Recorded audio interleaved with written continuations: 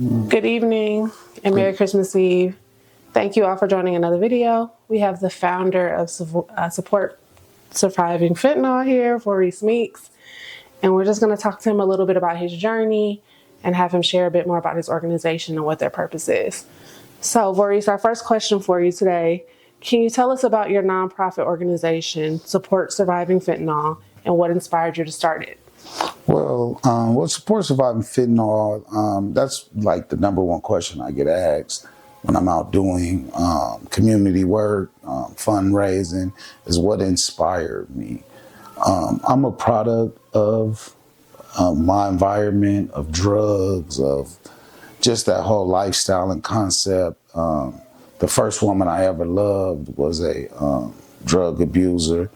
And just, at a point in my life where I feel like it's time for us to take back from what took from us and taking accountability for ourselves and not outsourcing our well-being anymore. So it definitely is close to home. Thank you for sharing that. Speaking of your community outreach, what are some of your organization's future goals and the initiatives that you guys are working on for 2025? Well, 2025, we want to, we got a lot of things planned for 2025, to be honest. We got the book that's coming out, my book, about the journey that indulges more into what inspired me, my life story. 2025, just to be authentic and real, has to be a year of raising money to execute our goals. We got the blueprint for everything that we want to do, actually, right? So it's time in 2025 to up our fundraising and start executing and, just being in the community more, engaging with the community more. But one of the main things we want to do in 2025 is we want to open a free laundromat for homeless, because infectious disease and hygiene is one of the number one issues with fentanyl and the homeless and everything in Arizona. We want to release our documentary we've been working on. We've already got about 80% of it shot. And in saying that too, I want to let anybody know, if you're in the Phoenix area, in the Valley, and want to be a part of this documentary and feel like you got an important story to tell, you can DM me, my DMs right here on IG, and let's put our minds together and see if we can make something happen. 2025 will be a year of unifying with our community, making sure that we are interacting and getting more people on board for the mission, because the number one goal of this mission is to unify for change. 2025 sounds like it's going to be a big year. Thank you. Our next question for you is, why is it crucial to combat fentanyl and raise awareness about its dangers? Well, one of the main reasons is the rate of death, right? 289 people die a day from fentanyl. Don't quote me exactly on those numbers, but it was that number at one point in time. That would be the equivalence of 4 planes falling out the sky or more every day, and we never talked about it, right? It's the number one cause of death for our youth. It's the number one cause of death in America. It's the number one cause of broken families, misled children, right? I'm an 80s baby. I come from the 80s. At one point in time, it was crack. And that's why I always want to make it clear with Support Surviving Fentanyl that we don't just focus on fentanyl. Fentanyl is the number one problem right now, but it's a mind frame and it's curriculum that we want to teach to help all with drug abuse, right? And bringing the family back together.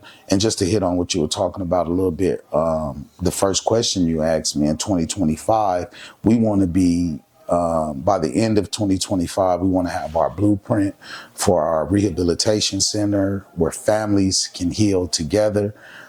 So many times in our society, the mother or the father, whoever has the problem, they have to split up from the family to heal.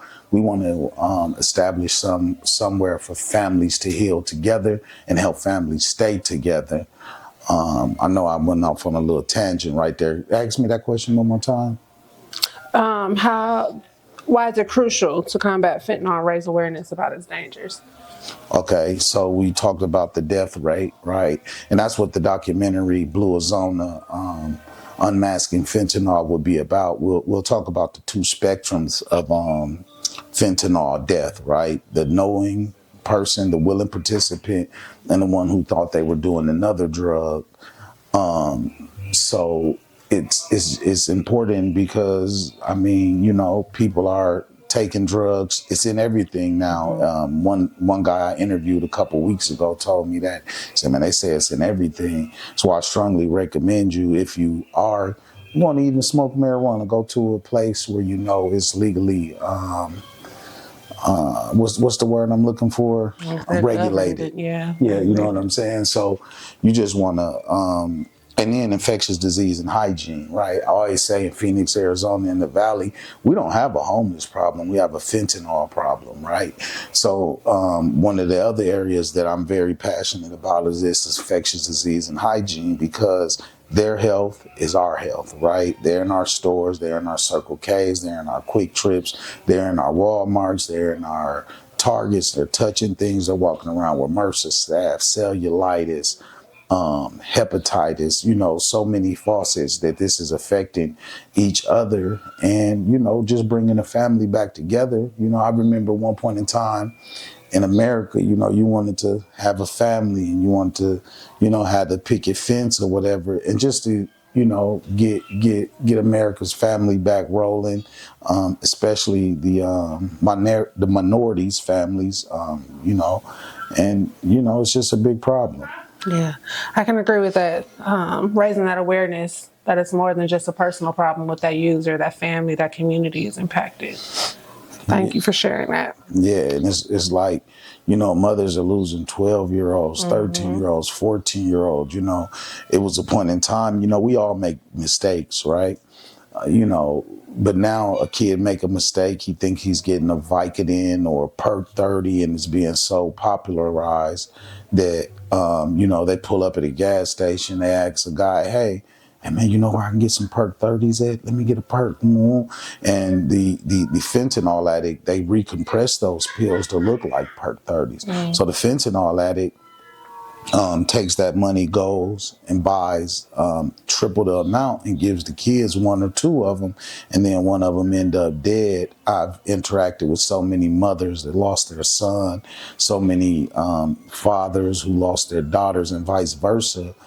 You know, you should be able to learn from your mistake, right? It shouldn't be all and it's just over. You know what I'm saying? Like it just got to stop. It's that time. It's definitely that time. All right, how's your organization made an impact in the community so far? Right now, you know, the first step was getting the conversation started, right?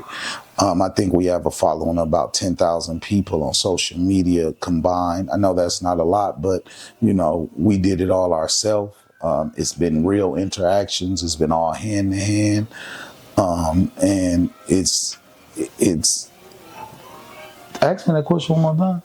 How has your organization made an impact in the community so far?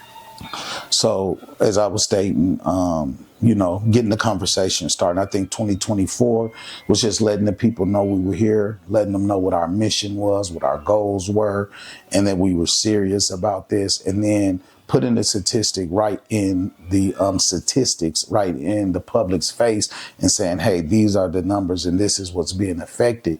You know, we're worried about so many things happening in this and that or whatever, and we're suffering from a epidemic right now, and we're losing more people than when we were in COVID, right? So we've done plenty of water drives, we've done plenty of food giveaways, we've done plenty of clothes giveaways, we've raised money in a multitude of ways. We've built our infrastructure of a foundation, getting our LLCs, our 501(c)(3)s, and our letters of incorporation, getting our accounts together, and just establishing being a solid, legit nonprofit. and building the team, you know, and we've reached out and we have given back in a lot of ways, but it is nowhere even close to what I plan on doing, because I don't think a bottle of water is going to save anybody, man. You know, I just, like I always say, I'm the most qualified for this job. I lived it. I have the most experience. You can go get a psychologist or whatever you want to go get with a PhD, triple dot, or whatever. He don't got as much experience this with me. As I stated before, my first love was an addict. Yeah, that definitely gives you a different perspective on it. Can you share any personal stories or testimonials from individuals who have been helped by your organization? By my organization? Yes. Well, you know, I have a cousin. I have family members, right? And it's a lot of people that I'm working with that I have affected. But you know, some people, like if you ever watched our YouTube channel, you will see more stories of people where they're actually at, right? I would rather show proof of that. That's why I show the fundraisers. I show what we do with the money. I show what our goals are. And when we execute them, I display that. I would rather bring those people on to the channel and let them give their story. But, you know, because with an addict, it's an everyday struggle, right? It's one day at a time, right? So if I even told you a story about me getting someone clean, that's for today, right? And tomorrow it's a whole nother day. And that goes back to what we want to offer. We want to offer support system through the whole journey.